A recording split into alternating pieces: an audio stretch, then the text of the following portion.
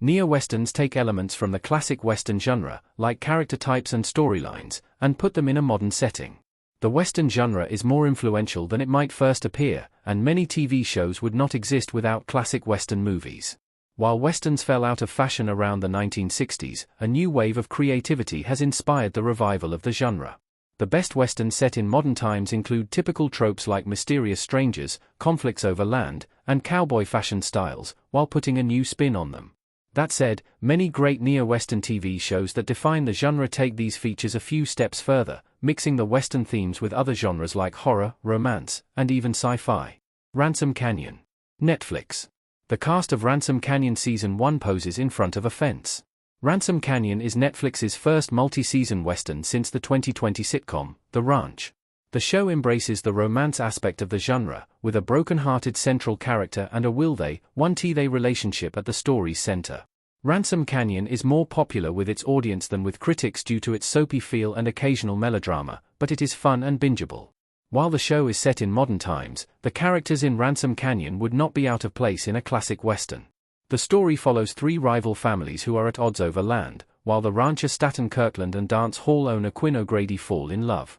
When the mysterious Yancey Gray arrives in town, he brings trouble with him. Song of the Bandits. Netflix. Two characters face each other in Song of the Bandits. While the Western genre is very typically American, one of the best things about the rise of neo-Westerns is the way that other cultures can work with the themes to create a unique show. Song of the Bandits is a fantastic South Korean neo-Western TV series that is set in the borderlands of East Asia in the 1920s. Song of the Bandits applies Western tropes to the history of South Korea, centering on characters fleeing to the lawless Gando. The story follows characters like rebels and outlaws as they fight to protect their people.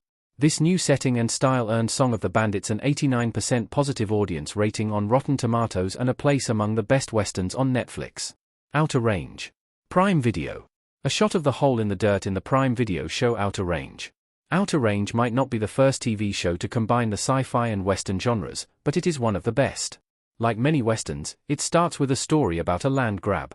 Josh Brolin plays the ranch owner, Royal Abbott, as he fights to keep his territory. However, everything changes when Royal discovers a dark hole in one of his fields. Outer Range is both dark and ambitious, which will keep people guessing throughout the show. It is a relatively short series, with just 2 seasons and 15 episodes, making it easy to binge. While the show was abruptly cancelled after the second season, leaving Outer Range's finale on a cliffhanger, it has an 85% positive Rotten Tomatoes score and is well worth watching. Walker. HBO Max. A silhouetted image of a cowboy with his hand on his hat in a promotion for the TV show Walker. A popular neo-Western trend is to reimagine classic Western characters in a different setting, and this is the premise for Walker. Walker is a reboot of the popular and often memed Chuck Norris series Walker, Texas Ranger, and stars Jared Padalecki as the titular Cordell Walker. The show continues the themes of the original series in a modern setting. Walker mixes the Western and police procedural genres, which combine extremely well. Cops who play by their own rules and don't like authority are similar to Western cowboys, and Cordell Walker is a mixture of the two. The show was cancelled after its 4th season, but it has a 90% positive Rotten Tomatoes score, and Padalecki's performance is one of Walker's highlights. Winona Epp. Buy on Apple TV or Prime Video. Dominique Provost-Chalkley as Waverly stood in a woodland with her angel wings in Winona Epp. Winona Epp follows the descendant of the legendary Western lawman Wyatt Epp. It is based on the comic book series of the same name by Bo Smith, and combines the Western and supernatural genres. Many viewers thought Winona Epp was going to be the next Buffy the Vampire Slayer, and it came close over its 4 seasons. When the outlaws that Wyatt Epp killed and sent to hell are reincarnated, Winona discovers that she has the power to send them back.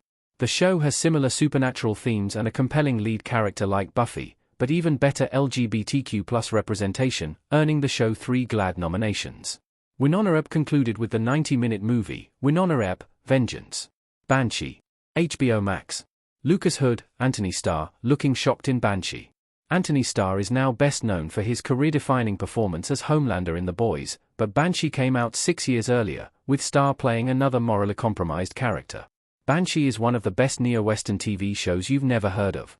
The show combines thriller and gangster shows with the Western genre, as a master thief steals the identity of the town sheriff.